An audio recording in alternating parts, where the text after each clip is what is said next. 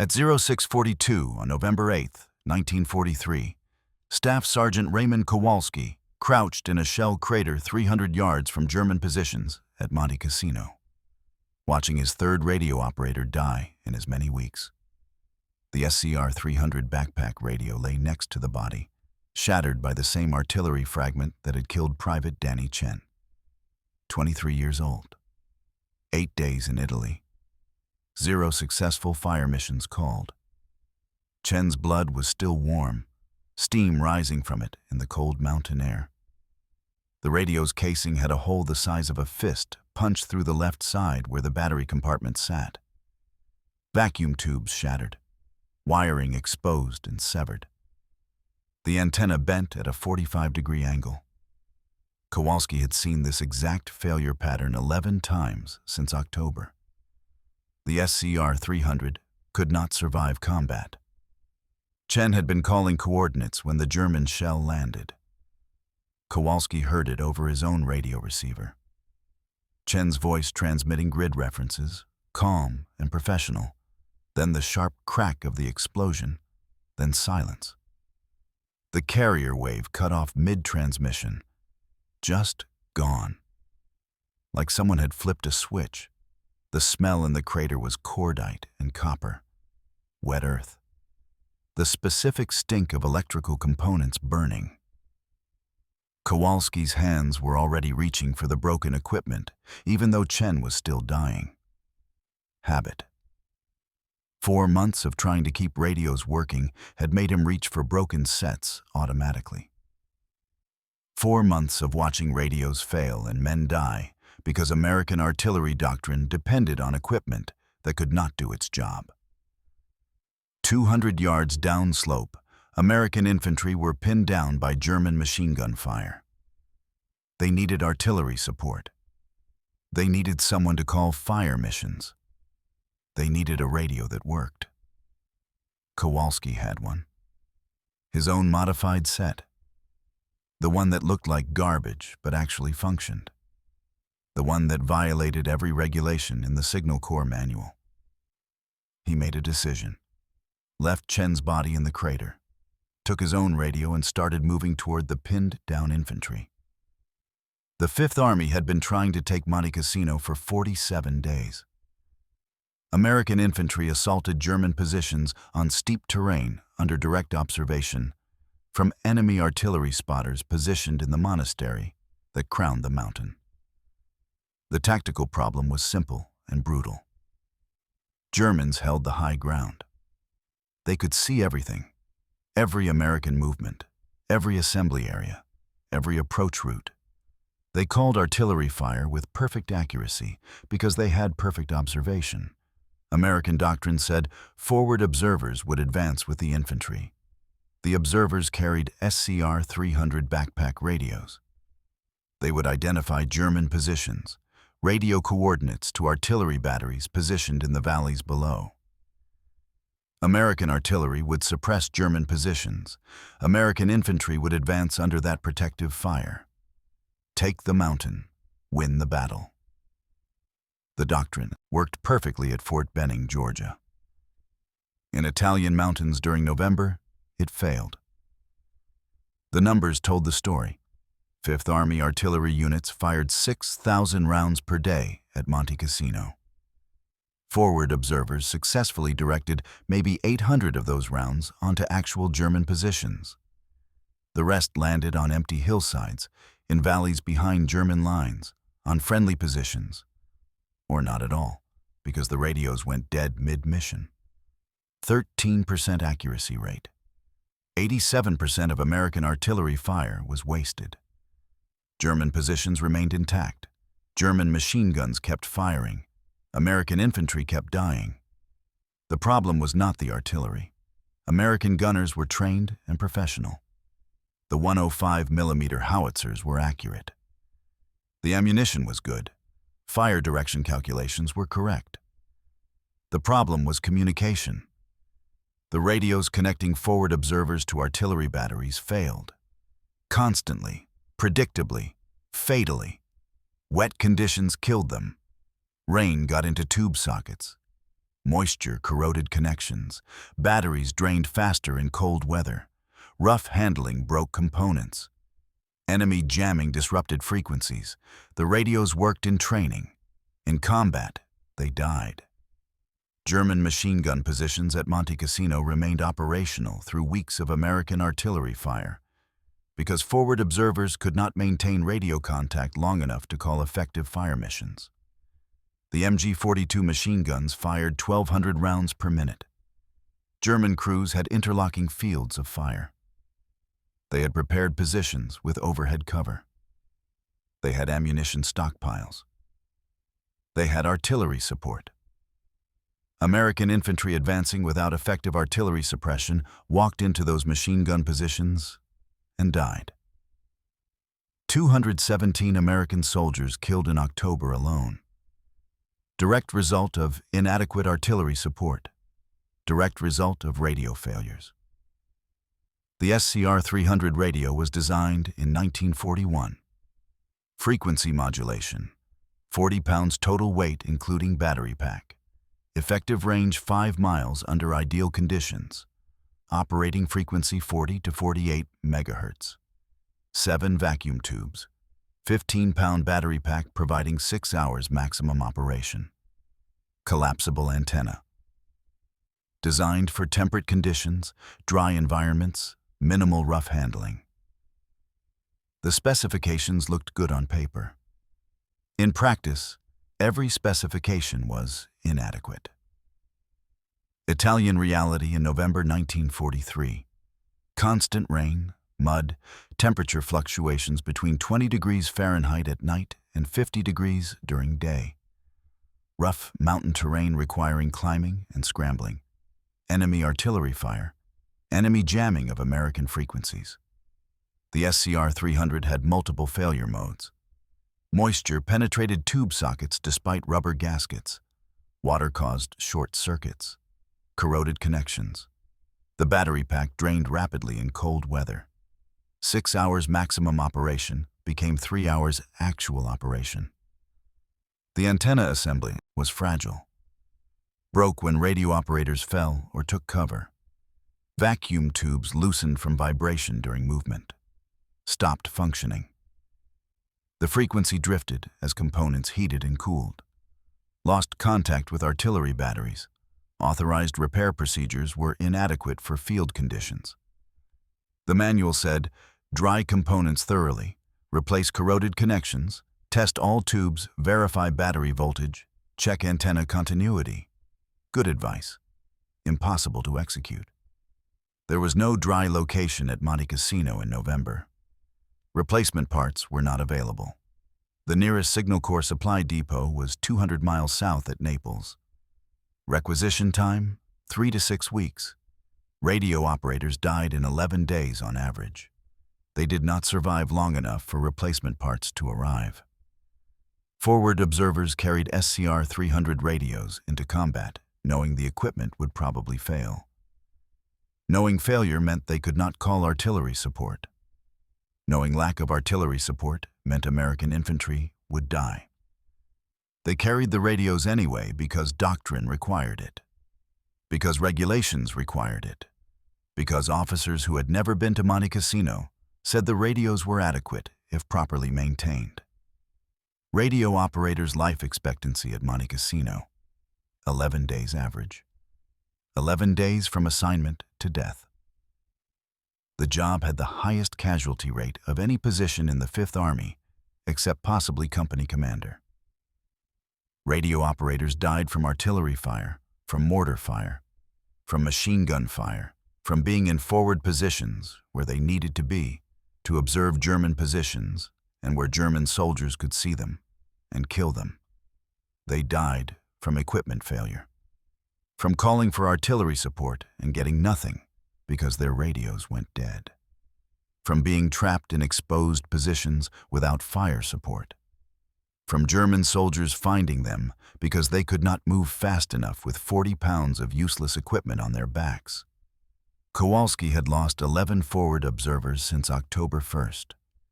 11 men who carried SCR-300 radios into combat and died when their radios failed at critical moments.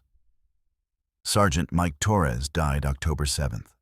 His radio went dead during a fire mission. German mortars found his position. Torres was 26 years old, from El Paso, Texas, married, 2 children. His last transmission was requesting fire support on a German machine gun position. The transmission cut off. The fire mission was never completed.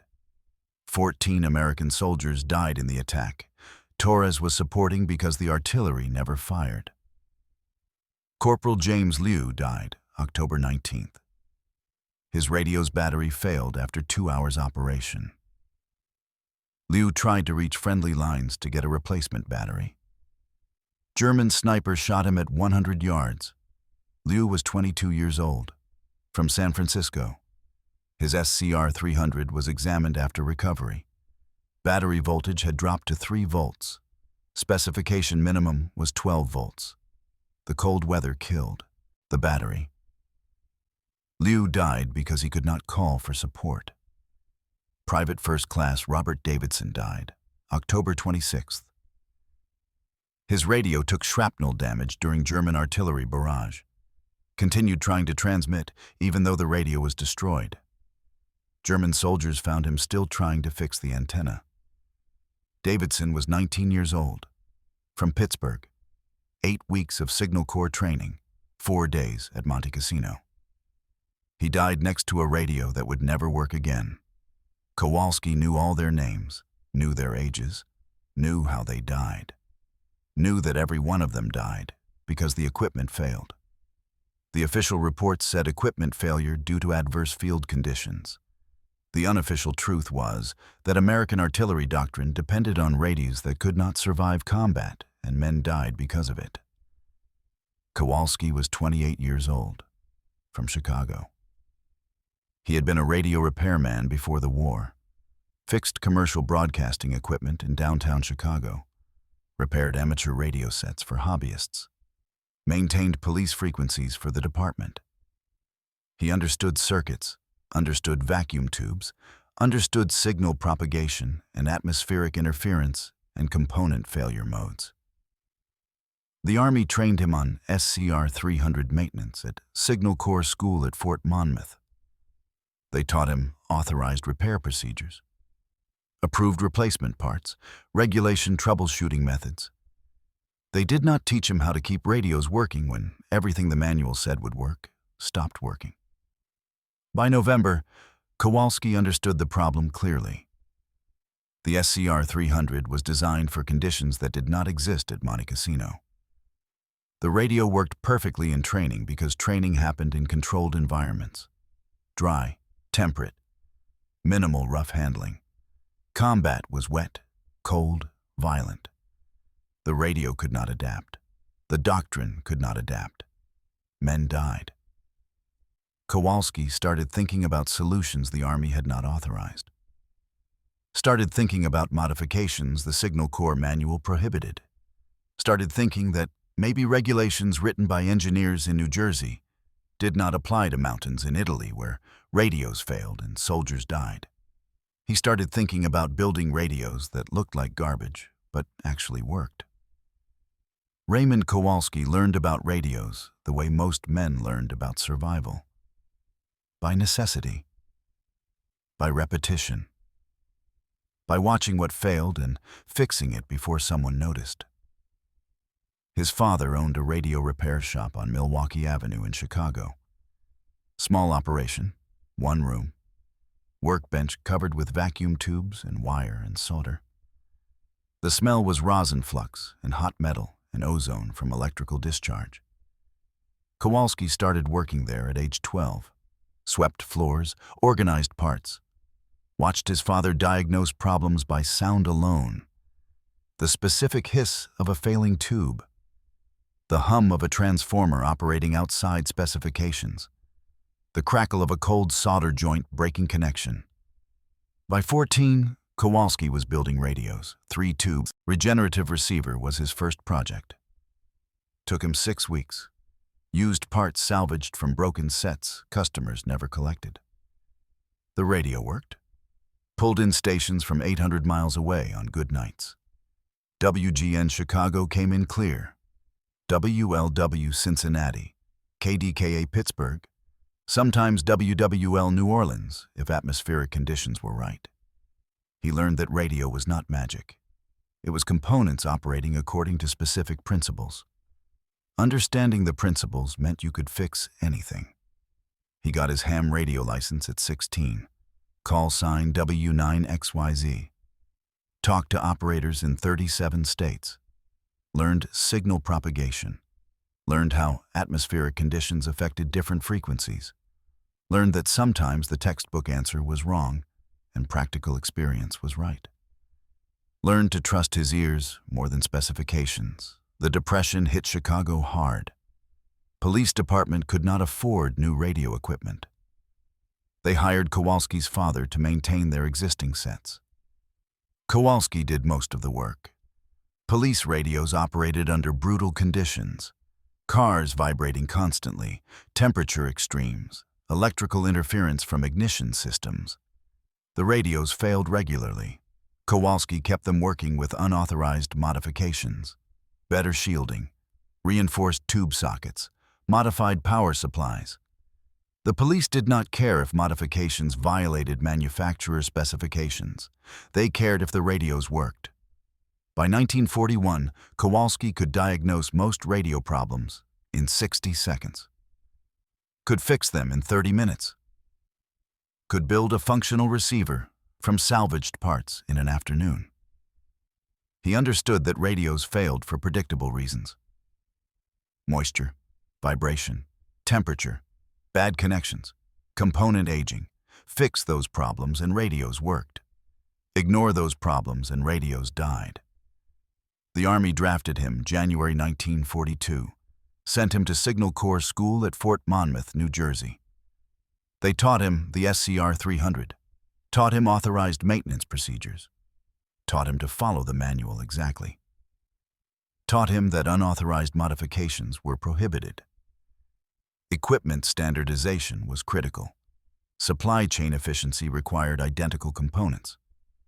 Field repairs must use approved parts. Deviation from specifications would result in court-martial. Kowalski understood the logic. Army needed standardized equipment, needed predictable performance, needed maintainability across thousands of radios. But he also understood that standardization meant designing for average conditions, average temperature, average humidity, average handling. Combat was never average. He deployed to Italy, July 1943. 5th Army, assigned to artillery forward observer support. His job was maintaining 23 SCR 300 radios. Keep them functional. Keep forward observers able to call fire missions. Keep American artillery effective. First week at Monte Cassino taught him everything the manual had not. He arrived October 1st.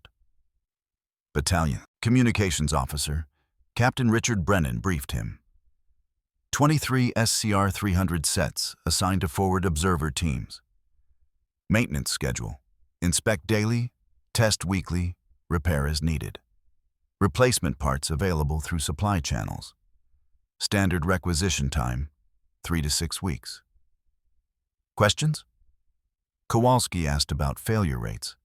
Brennan said acceptable.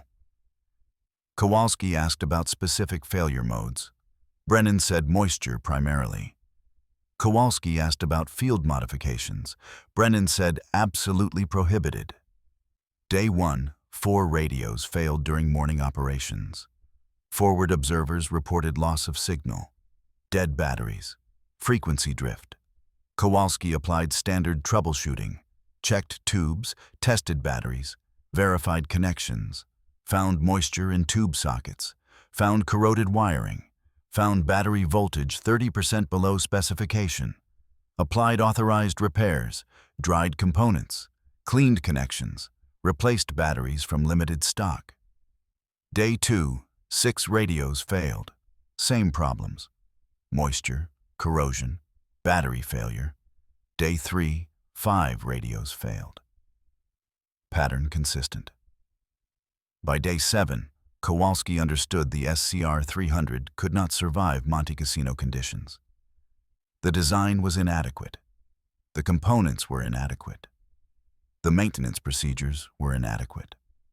Men were dying because the radios failed and the authorized solutions did not work. Sergeant Mike Torres died October 7th. Torres was carrying SCR-300 serial number 4732. Kowalski had inspected that radio 6 hours before Torres deployed. All tests passed, all specifications met. Battery voltage 12.4 volts, all tubes functioning, antenna continuity verified. The radio was perfect according to regulations. Torres called for artillery support at 0815. Transmission clear initially, then degraded, then gone. German mortars found his position 8 minutes later. Torres died trying to fix his antenna. The radio was recovered 4 hours later. Kowalski examined it. Water in the tube sockets. Battery voltage dropped to 4.2 volts. Corrosion on 3 connections. Everything the manual said would work had failed. Torres was 26 years old, El Paso, Texas, married, 2 children. His wife's name was Maria. His children were ages 4 and 2. Kowalski knew this because Torres talked about them constantly, showed everyone photographs, planned to buy a house when he got home, wanted to teach his son to play baseball. Torres died next to a radio that met every specification and worked 0% of the time when it mattered. Kowalski sat in his maintenance tent that night, holding Torres's radio. 40 pounds of equipment that had killed a man by not working. He understood the problem clearly. The rubber gaskets sealing the tube sockets were inadequate. Water penetrated. The battery design was inadequate. Cold weather killed voltage. The antenna assembly was inadequate. Broke too easily. The entire radio was inadequate for conditions that every forward observer faced every single day. Authorized solutions would not fix this. New gaskets would fail like old gaskets. New batteries would die like old batteries. New antennas would break like old antennas. The design was wrong. Fixing individual components would not solve systemic failure. Kowalski needed to redesign the radio, needed to over-engineer for worst-case conditions, needed to use better materials, better sealing, better power systems, better everything, needed to ignore regulations and build radios that worked. He started October 9th, found a damaged SCR-300 that was written off as total loss. Took it to his work area. Started experimenting. First modification, seal tube sockets better. The rubber gaskets were inadequate, so he eliminated them. Used wax from German ammunition crates instead. Melted the wax. Poured it into tube sockets. Created complete waterproof seal. Let it harden. Tested the seal by submerging the tube socket assembly in water for 30 minutes. Removed it. Dried the exterior. Checked continuity. Perfect. No moisture penetration. Second modification, better wiring. The standard wiring corroded rapidly in wet conditions. The insulation was inadequate. Kowalski replaced it with copper wire salvaged from Italian telephone lines. The Italian wire had better insulation, heavier gauge, more corrosion resistant. He rewired the critical connections, added extra solder joints for mechanical strength. Third modification, external battery pack. The standard battery lasted 6 hours maximum, usually died after 3 hours in cold weather. Kowalski added an external battery connection, used battery pack from German field telephone. German batteries were more reliable in cold conditions, had better voltage regulation. The modification doubled the power capacity. Let operators swap batteries rapidly without opening the radio. He tested the modified radio October 10th, 3-hour field test in rain, temperature 42 degrees. The radio maintained signal perfectly. No degradation, no frequency drift, no power failure. Battery voltage remained stable. The modifications worked. But the modifications violated every regulation. Unauthorized parts, non-standard configuration, unapproved components from enemy equipment. If Captain Brennan discovered this, Kowalski would face court-martial, destruction of Army property, unauthorized modification of signal equipment, violation of standardization protocols. Possible sentence: dishonorable discharge, federal prison. Kowalski built 2 more modified radios, used parts from destroyed sets, salvaged components from Italian civilian radios found in abandoned towns, German parts, American parts, whatever worked. The modifications looked terrible. Exposed wiring, mismatched components, jury-rigged connections held with electrical tape and solder. But they worked. October 14th, he modified the antenna system. Standard antenna was collapsible, broke easily. Kowalski reinforced it with wire from captured German field telephone. Superior insulation, better flexibility. Created backup antenna connection so one break would not kill the entire system. Tested by deliberately damaging primary antenna. Radio continued transmitting on backup. Success. October 20th, he addressed frequency stabilization. Temperature changes caused standard SCR 300 frequency to drift. Lost contact with artillery batteries. Kowalski added temperature compensating capacitor salvaged from civilian radio found in Italian farmhouse. Added voltage regulation circuit from Italian broadcast equipment. Tested across temperature range from 20 degrees to 90 degrees Celsius Fahrenheit. Frequency remained stable. No drift. By October 23rd, Kowalski had 3 fully modified radios. They looked like garbage. Worked like precision equipment. Field testing showed 87% reliability versus 13% for standard SCR 300s. Modified radios maintained signal through rain, through rough handling, through temperature extremes that killed standard sets. Captain Brennan discovered the modifications October 23rd. He conducted surprise inspection of Kowalski's workshop. Found the 3 modified radios. Found civilian radio parts. Found German components. Found unauthorized wiring. Found evidence of systematic violation of equipment regulations. Brennan was 34 years old. West Point. Signal Corps officer. Believed in regulations. Believed in proper procedure. Believed in standardization and supply chain efficiency and maintenance protocols. He looked at Kowalski's modified radios and saw chaos. Saw violation. Saw unacceptable deviation from doctrine. Sergeant, explain this equipment.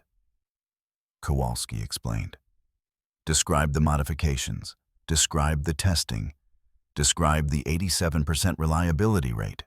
Described how modified radios worked when standard radios failed. Brennan was not impressed. You violated Army Technical Manual 11-242. Unauthorized modification of signal equipment. You've used enemy components, civilian components, non-standard parts. This equipment is not certified, not tested, not approved. Do you understand the penalty for equipment tampering? Kowalski understood. Court-martial. Dishonorable discharge. Federal prison. Brennan continued. Regulations exist for reasons, Sergeant. Standardization ensures reliability, supply chain efficiency, maintainability across theaters.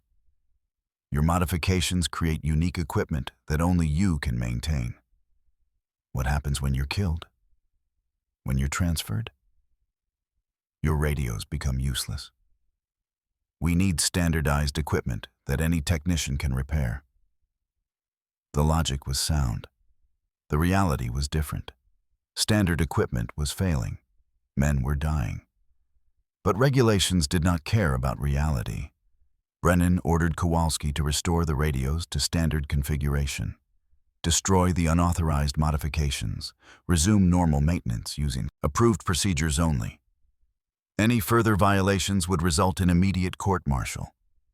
Kowalski said nothing, followed orders, stripped the modifications from the 3 radios, restored them to standard configuration, returned them to service, watched them fail within 48 hours.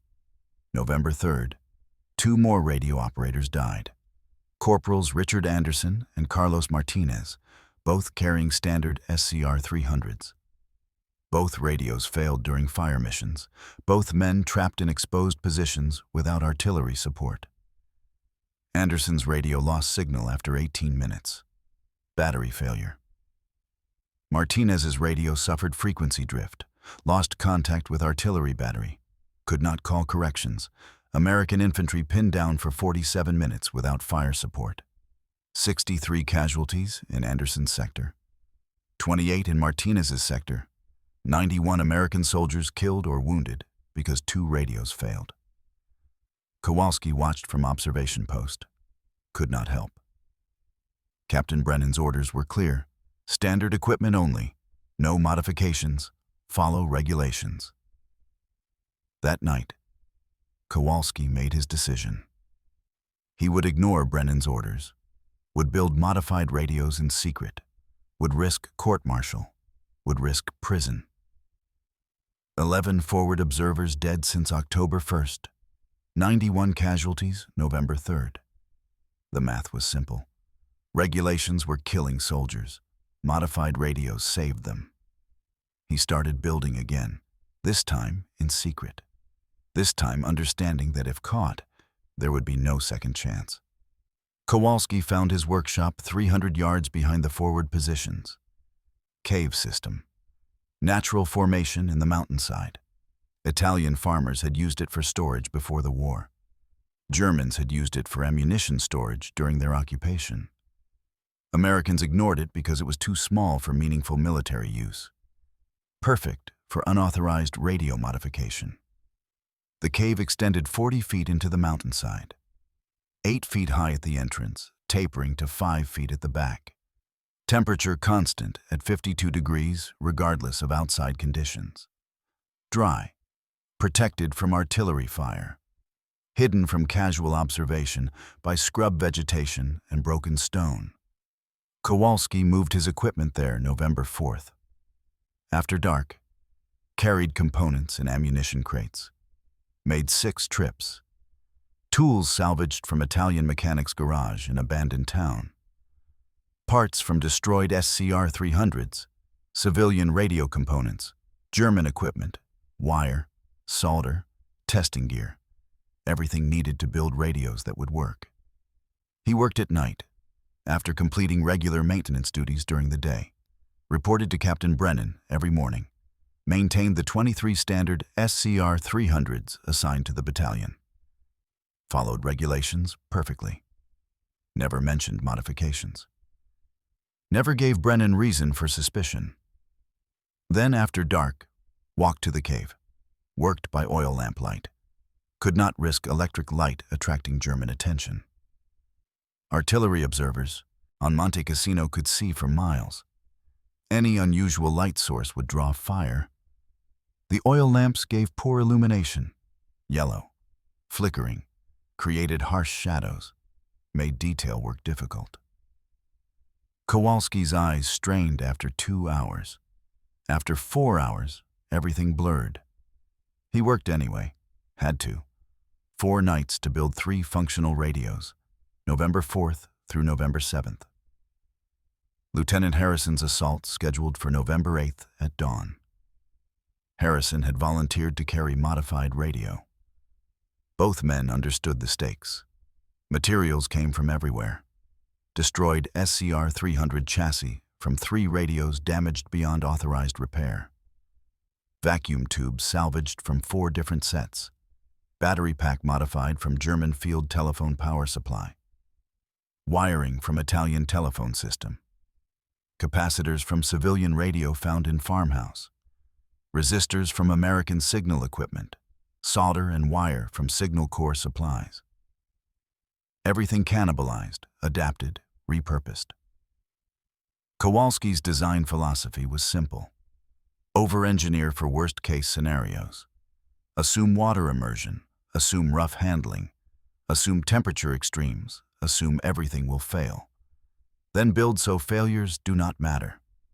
First modification, complete waterproofing. Standard SCR 300 used rubber gaskets around tube sockets. Inadequate. Water penetrated within hours. Kowalski eliminated gaskets entirely. Used combination of wax and adhesive compound. Wax from German ammunition crates. Adhesive from Italian industrial supply. Melted the wax. Mixed with adhesive. Created waterproof compound that remained flexible across temperature range. Applied to every tube socket, every connection, every potential moisture entry point. Let compound cure for 12 hours. Tested by submerging entire tube assembly in water for 4 hours. Removed. Dried exterior only. Tested continuity. Perfect. Zero moisture penetration. Standard SCR 300 tube assembly failed after 20 minutes submersion. Second modification, vibration resistance. Standard SCR 300 tubes loosened from rough handling. Vibration during movement. Impact when operators fell or took cover. Kowalski added spring-loaded retention system. Salvaged springs from shock absorber mechanism found in destroyed Italian truck. Created individual spring mounts for each tube. Tubes held firmly, but could flex without breaking connection. Reinforced chassis connections with additional solder points. Added mechanical support brackets. Tested by dropping radio 3 feet onto rocks. Repeated 10 times. Standard SCR 300 failed on first drop. Modified radio continued functioning after all 10 drops. Tubes remain secure. Connections intact. Perfect. Third modification, power system enhancement. Standard battery pack weighed 15 pounds. Lasted 6 hours maximum under ideal conditions. 3 hours in cold weather at Monte Cassino. Inadequate. Kowalski created dual battery system. Internal battery unchanged for compatibility. Added external battery connection. Used German field telephone batteries. More reliable in cold. Better voltage regulation. 24 volt system compared to standard 12 volt. Created quick swap battery system. Operator could change external battery in 15 seconds without opening radio chassis. Without interrupting transmission if internal battery still functional. Doubled operational time to 12 hours minimum. Tested at 20 degrees Fahrenheit. Battery maintained voltage for 14 hours continuous operation. Fourth modification, frequency stabilization. Temperature changes caused frequency drift in standard SCR 300. Radio would lose contact with artillery battery as components heated or cooled. Required constant retuning, often lost contact completely during critical fire missions. Kowalski added temperature compensating capacitor from civilian radio. Added voltage regulation circuit from Italian broadcast equipment. Created feedback loop that automatically adjusted frequency as temperature changed. Tested across temperature range from 20 degrees to 90 degrees Fahrenheit. Frequency variation, less than 0.1%. Standard SCR 300 frequency variation, up to 3%. Modified radio maintained solid contact across entire temperature range. No retuning required. The modifications worked perfectly. They also looked terrible. Modified radios looked nothing like standard SCR 300s. Exposed wiring visible everywhere. Protected by insulation, but unprofessional in appearance. Mismatched components obvious at glance. Italian capacitors next to German batteries, next to American vacuum tubes. Jury-rigged connections held with electrical tape, solder, improvised brackets made from aluminum, salvaged from destroyed aircraft. Battery pack attached with leather straps cut from German equipment belts. Antenna system cobbled from 3 different sources. American base, Italian wire, German connectors. Overall aesthetic? Garbage. Looked unreliable. Looked dangerous. Looked like something built by desperate man in cave by oil lamplight. Which was exactly what it was. Other radio operators saw Kowalski's work. Called it Kowalski's Junkyard Special. Called it Frankenstein Radio. Called it the Abomination. Technical assessment versus visual assessment showed complete disconnect. Modified radios worked perfectly, exceeded every performance specification, but looked unprofessional, looked wrong, looked like violation of military standards. The military preference was clear. Equipment should look professional even if it did not work. Clean lines, standardized appearance, proper military aesthetic. Kowalski's modified radios violated every aesthetic standard while exceeding every functional standard.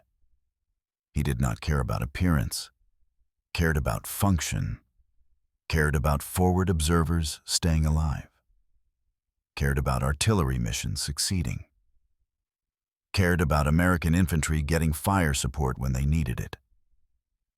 Appearance was irrelevant. He completed 3 modified radios by November 6th.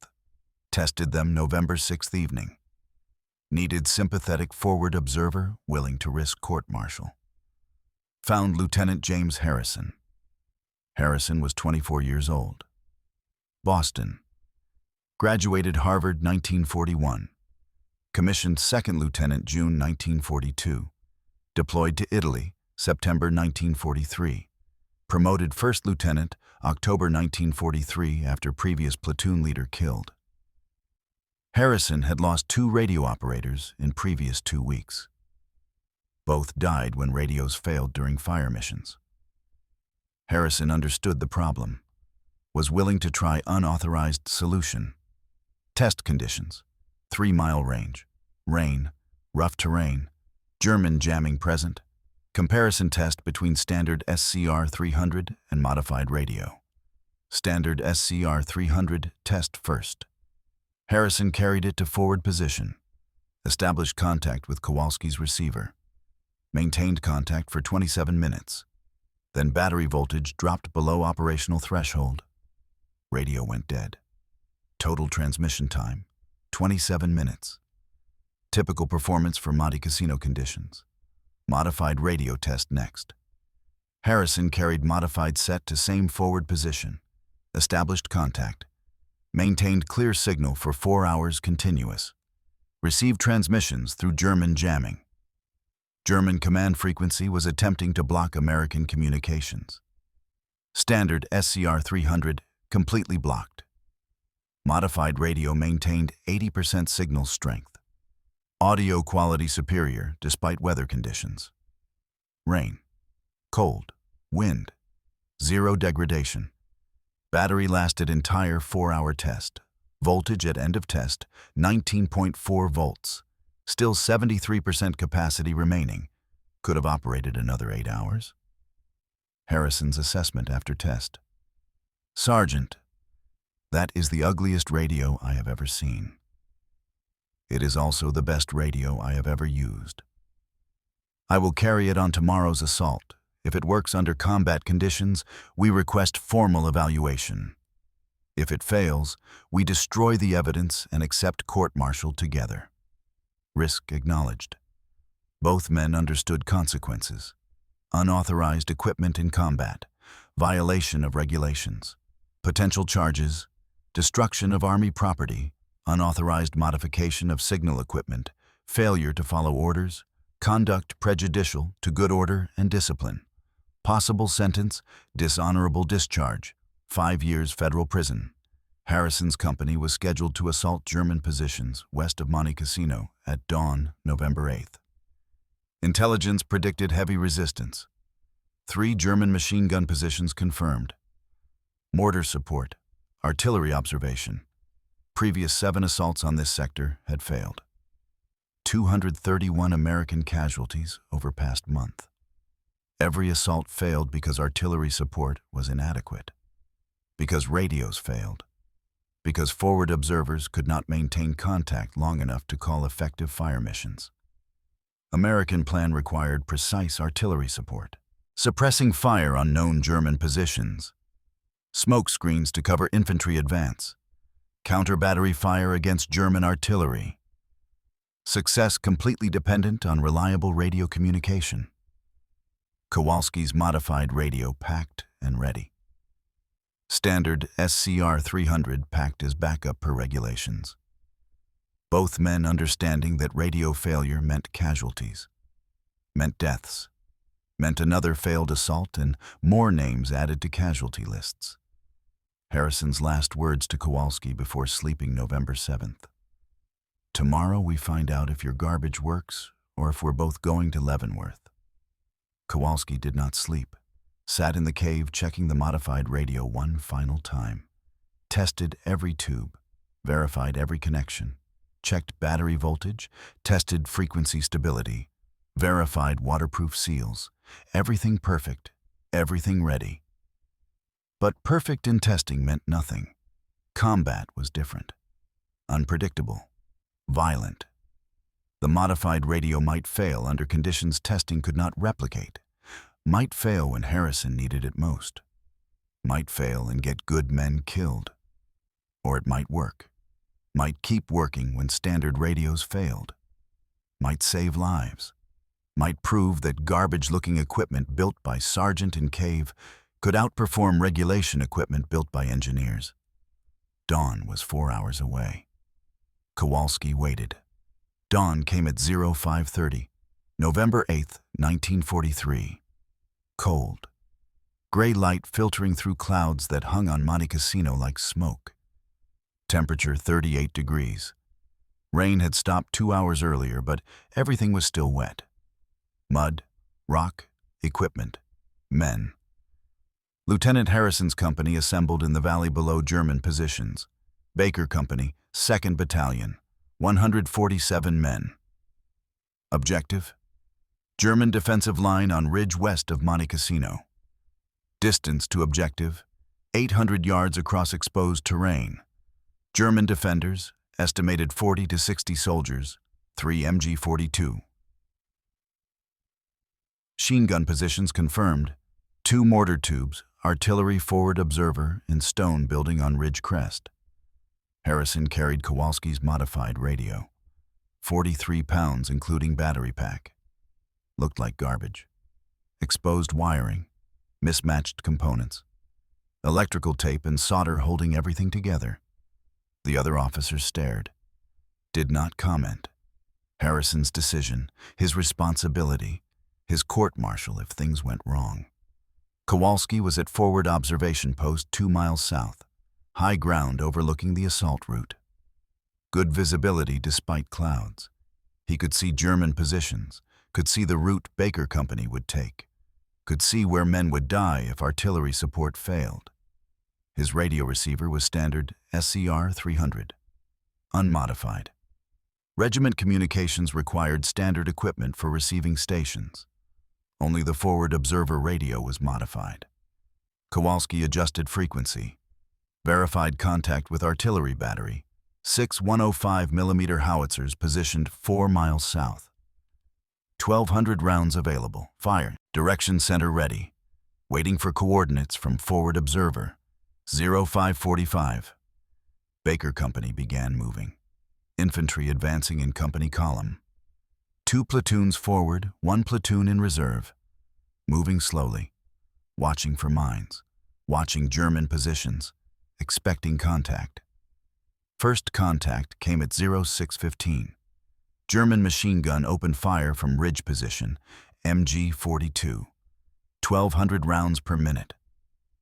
Tracer fire arcing down into American formation.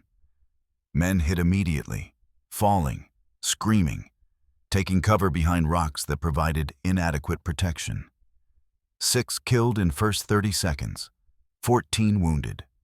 Company pinned down 400 yards from German positions, in open ground, exposed, unable to advance, unable to retreat without more casualties. Needed artillery support immediately. Harrison's transmission came at 0617. Kowalski's receiver crackled. Harrison's voice clear despite distance, despite conditions, despite German jamming attempts. Fire mission. Grid reference 847392. German machine gun position. Request immediate suppression. Kowalski relayed to artillery battery. Fire direction center calculated firing data. Elevation, azimuth, powder charge, time of flight. Shot out, artillery reported. Round in the air. 38 seconds later, the first 105mm round impacted. 200 yards short. Left of target. Standard first round miss. Required adjustment. Harrison's correction. Add 50, right 25. Kowalski relayed. Artillery adjusted. Second round fired. Impacted 15 yards from German machine gun position. Close but not close enough. German gun still firing. Still killing Americans. Add 5, right 3. Third round. Direct hit. High explosive shell landed directly on German machine gun position. Position destroyed. Crew killed. Gun silenced. First German position eliminated. The radio was working perfectly. Clear transmission. No interference.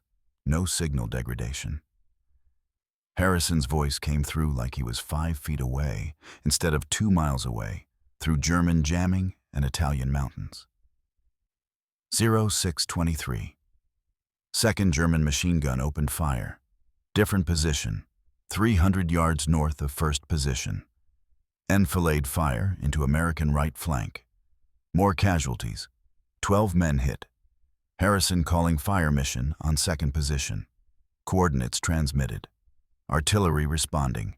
4 rounds. Walking fire up the ridge towards second position. First round short. Second round closer. Third round direct hit. Fourth round for effect. Second position destroyed. 0629.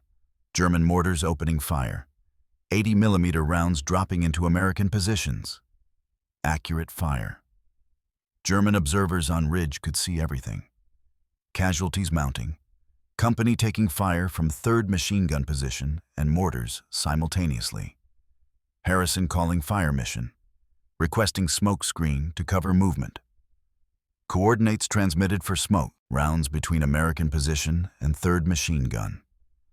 Artillery battery switching to smoke shells. 6 rounds rapid fire. Smoke impacting. White phosphorus creating dense screen. Visibility reduced to 20 yards. Baker Company moving forward under smoke cover. Advancing toward German positions. German machine gun firing blind through smoke. Mostly missing. Some hits, but not concentrated fire. Harrison calling counter-battery fire mission. Estimating German mortar position based on trajectory. Coordinates transmitted. American artillery shifting fire to estimated mortar location. 6 rounds high explosive. Impacting 800 yards behind German front line. Direct hit on mortar position, German mortar fire ceasing. The modified radio continued working. 0 degradation, 0 failures. Every transmission clear, every fire mission executed perfectly. Artillery battery and forward observer maintaining constant contact. Coordination that had been impossible with standard SCR 300s. 0638. German artillery shell impacted 15 yards from Harrison's position. Near miss, shrapnel flying everywhere. Harrison knocked down. Radio hit. Kowalski heard the explosion over the radio. Heard Harrison's transmission cut off mid-word. Heard static, then nothing. Standard SCR 300 would have been destroyed. Game over. Fire mission ended. Infantry without support. Assault failed. Men died. 5 seconds later, Harrison's voice returned. Still transmitting. Radio took shrapnel. Still functional. Continuing mission. Kowalski examined his receiver. Signal strength reduced, but adequate. Audio quality degraded, but understandable. The modified radio was working with shrapnel damage that would have destroyed standard equipment. Harrison calling fire mission on 3rd machine gun position. Last major German defensive position. Coordinates transmitted through damaged radio. Artillery responding. 6 rounds high explosive. Walking fire across German position. First round short. Second round on target. 3rd through 6th rounds for effect. 3rd position obliterated. German machine gun destroyed. Crew casualties. 0647. German artillery observer calling fire on American position. German artillery starting to range in. First salvo landing 200 yards north. Second salvo closer, 100 yards. Third salvo would be direct hit on Baker Company. Harrison spotting German observer position. Stone building on ridge crest. Calling immediate fire mission. Coordinates transmitted. Priority target. American artillery responding maximum rate. 8 rounds fired in 90 seconds, all impacting on stone building. Building collapsing.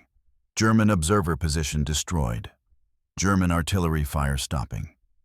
Counter battery fire mission successful. 0651. Harrison requesting final barrage on remaining German defensive line. Coordinates for 100 yards of German positions. Artillery executing rolling barrage. Continuous firewalking. Across German line. 140 rounds fired in 6 minutes. High explosive. Destroying positions. Killing defenders.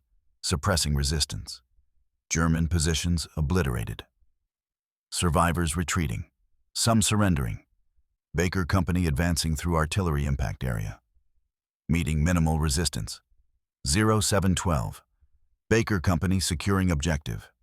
German defensive line taken. 43 German prisoners, rest killed or retreating. American casualties. 28 killed, 41 wounded. Heavy losses but significantly lower than previous assaults on this sector. Previous 7 assaults. Average casualties 123 per assault. Harrison's assault with modified radio, 69 casualties total, 44% reduction. Direct result of effective artillery support. Direct result of reliable radio communication. Post-action analysis showed artillery accuracy 94%. 94% of rounds landed within 50 yards of requested coordinates. Normal accuracy at Monte Cassino, 13%. The difference was radio reliability. Forward observer maintaining constant contact. Calling adjustments in real time. Artillery responding immediately. Coordination that doctrine promised, but equipment never delivered until Kowalski's modifications made it possible. 0 friendly casualties from artillery fire. Common problem with standard radios. Dropped transmissions caused friendly fire incidents. Forward observer losing contact mid-adjustment. Artillery firing on outdated coordinates. Rounds landing on American positions. Kowalski's modified radio maintained contact throughout entire engagement. 0 dropped transmissions. 0 friendly fire incidents. Harrison's damaged radio was examined after the assault. Shrapnel had penetrated casing. Severed 2 wires. Cracked 1 tube socket. Dented battery compartment. Standard SCR 300 with identical damage. Completely non-functional. Tested afterward to confirm. Same damage applied to standard set. Radio dead. 0 transmission capability. Modified radio survival factors. Reinforced components absorbed impact. Redundant wiring provided alternate paths when primary wires severed. Sealed tube sockets prevented moisture entry through crack. External battery pack isolated from chassis damage. Design philosophy of over-engineering for worst-case scenarios proved correct. Battery performance. 8 hours capacity remaining after 92 minutes, continuous combat transmission. Standard SCR 300 battery would have died during mission. Cold weather. High power draw during transmission. Modified battery system with German components, maintained voltage throughout engagement. Total transmission time, 92 minutes, continuous, under combat conditions. Longest successful fire mission at Monte Cassino by factor of 6. Previous record, 16 minutes before radio failure. Harrison's after-action report specifically mentioned radio performance. Stated equipment functioned flawlessly despite combat damage. Stated artillery coordination was most effective he had experienced. Requested additional modified radios for all forward observer teams. Recommended Sergeant Kowalski for commendation. Battalion Commander Colonel Thomas Wright read Harrison's report at 0900, November 8th. Read it twice. Then summoned Kowalski. Wright was 46 years old. West Point class of 1919. 24 years service. Understood regulations. Also understood combat. Had seen too many good plans fail because equipment did not work. Had read too many after-action reports blaming equipment failure for mission failure. He examined Kowalski's modified radio. Saw exposed wiring, mismatched components. Unauthorized modifications obvious. Saw regulation violations. Also saw shrapnel damage and radio still functioning. Sergeant, this equipment violates specifications. Yes, sir. Captain Brennan ordered you to stop modifications. Yes, sir. You disobeyed direct orders. Yes, sir. Wright looked at Harrison's report again. Looked at casualty figures. 28 killed. Previous assaults averaged 43 killed. 15 American soldiers alive because radio worked. Sergeant, how many modified radios can you build? Captain Brennan objected. Cited regulations, cited standardization requirements, cited supply chain concerns. Wright cut him off. Captain, we've lost 11 forward observers in 5 weeks because radios don't work. Sergeant Kowalski's radio works. I don't care if it violates regulations. Fix your regulations or stay out of my way. Wright ordered Kowalski to produce modified radios for entire battalion. 23 sets. Authorization to requisition parts, scavenge components, use whatever worked. Priority tasking. Other radio technicians assigned to help. Production deadline, 4 days. November 9th through November 12th, crash program. Kowalski training 3 radio technicians on modification procedures. Teaching waterproofing techniques, vibration resistance, power system enhancement, frequency stabilization, each technician building 4 radios under supervision. Production challenges, component availability, not enough German batteries, substituted Italian batteries where necessary, not enough temperature compensating capacitors. Salvaged from every civilian radio found in 20-mile radius. Not enough spring assemblies for vibration resistance. Fabricated from available materials. Improvised. Adapted. Built radios that worked from whatever components existed. 12 modified radios completed November 12th. Distributed to forward observer teams. Field testing began immediately. Results were dramatic. November 13th through November 20th, 8-day testing period. Forward observer teams with modified radios. 47 fire missions called, 41 successful, 6 failures due to non-radio factors. Success rate, 87%. Forward observer teams with standard SCR 300s. 32 fire missions called, 6 successful, 26 failures due to radio problems. Success rate, 19%. Artillery accuracy in modified radio sectors, 78% of rounds within 50 yards of target. Artillery accuracy in standard radio sectors, 14%. The difference was radio reliability, constant contact, real-time adjustments, coordination that actually worked. Casualty statistics showed impact. American losses in sectors with modified radios. 42 casualties over 8 days. American losses in sectors with standard radios. 98 casualties over 8 days.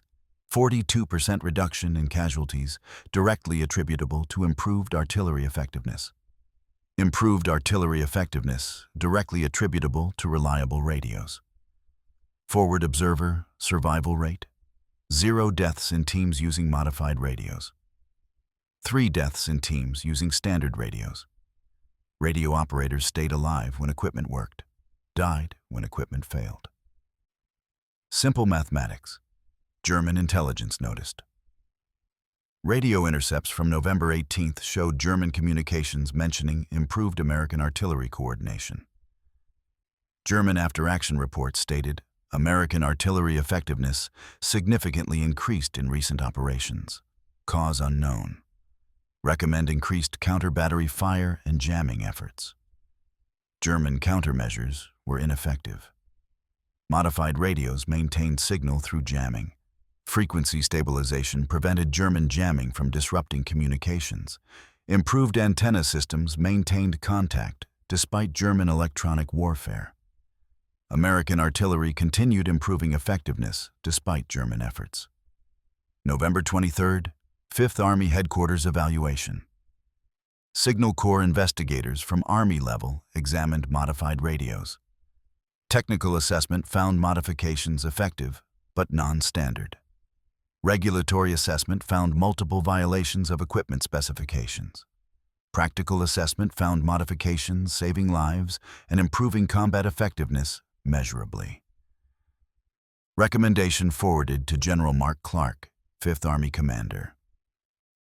Modified radios should receive field expedient authorization for Monte Cassino operations.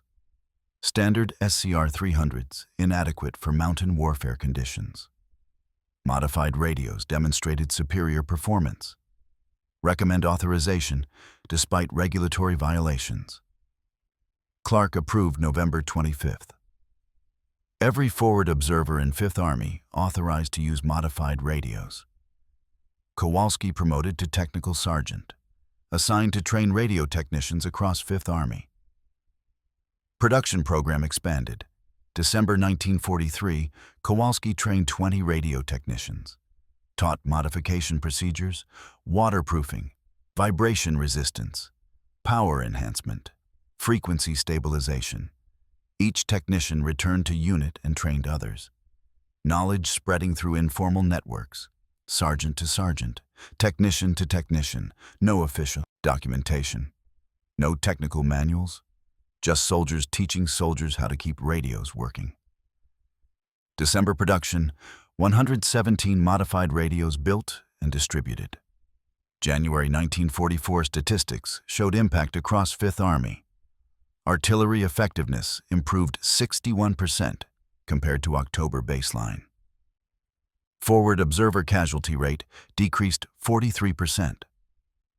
Radio reliability increased from 19% to 84%. Other Allied units requested modified radios.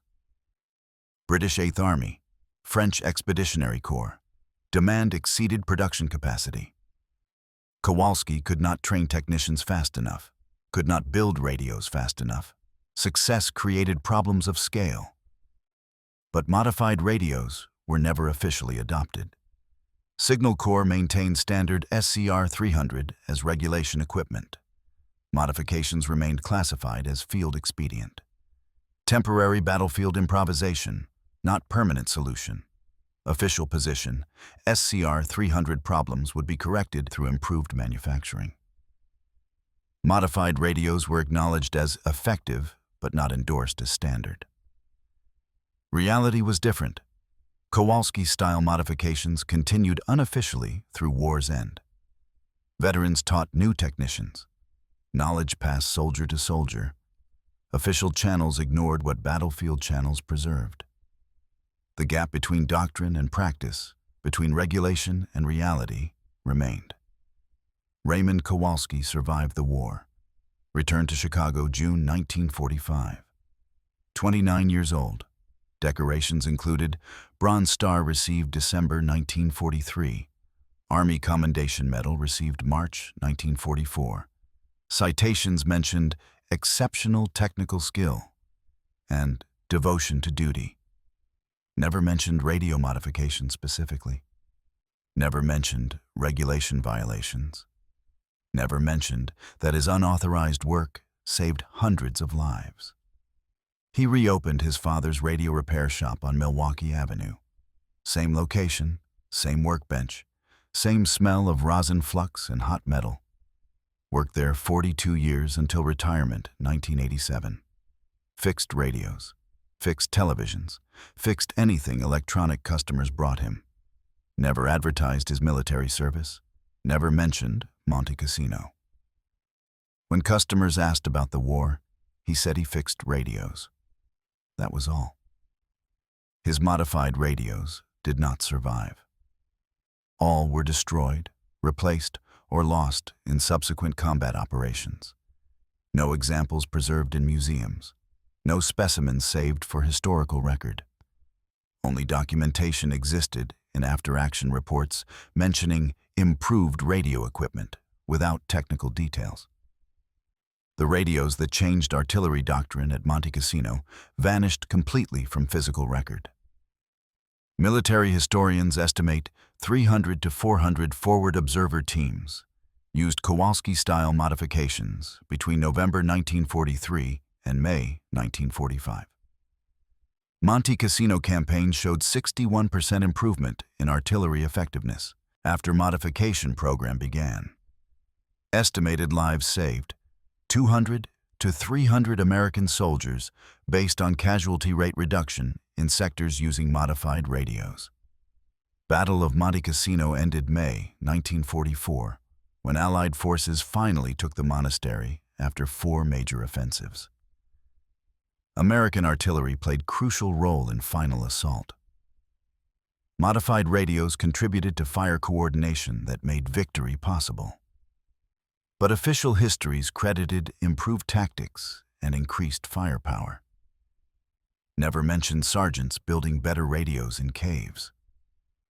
Post-war Signal Corps studies acknowledged field modifications, improved equipment effectiveness under adverse conditions.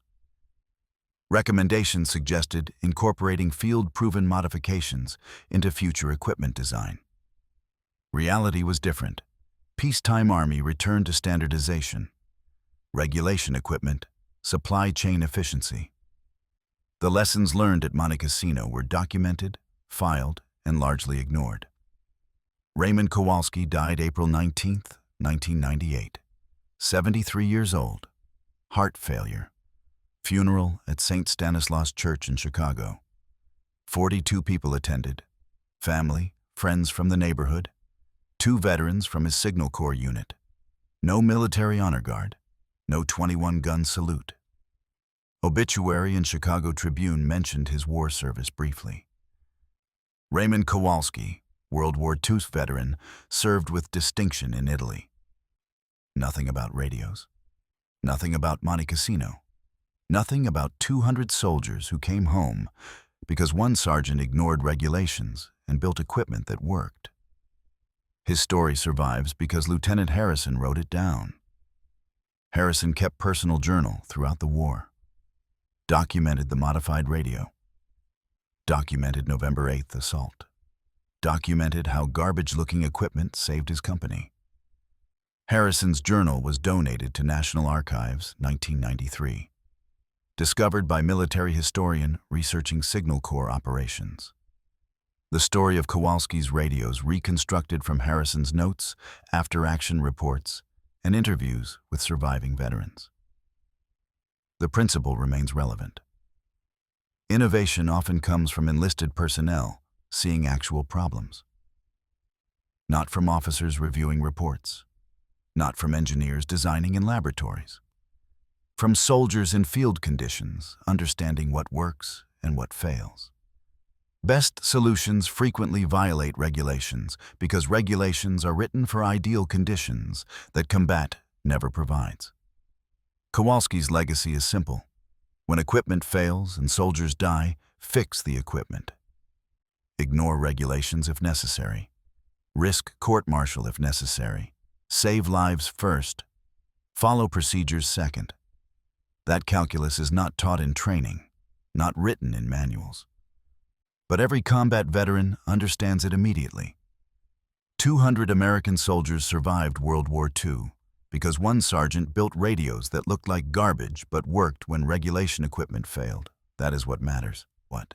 Not medals, not official recognition, not doctrine or regulations or equipment specifications. Lives saved. Soldiers who came home. That is the only metric that counts. If this story meant something to you, help us preserve these forgotten histories. Like this video. Subscribe to the channel. We rescue stories from archives every week. Stories about sergeants and mechanics and soldiers who changed warfare without recognition. Real people. Real heroism. Real impact.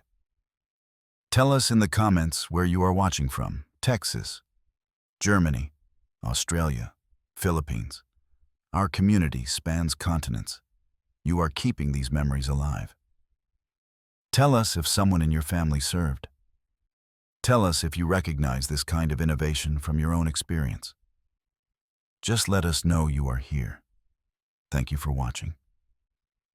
Thank you for remembering Raymond Kowalski and the 200 soldiers who came home, because one man understood that regulations mean nothing when people are dying. These stories deserve to be told. You make that possible.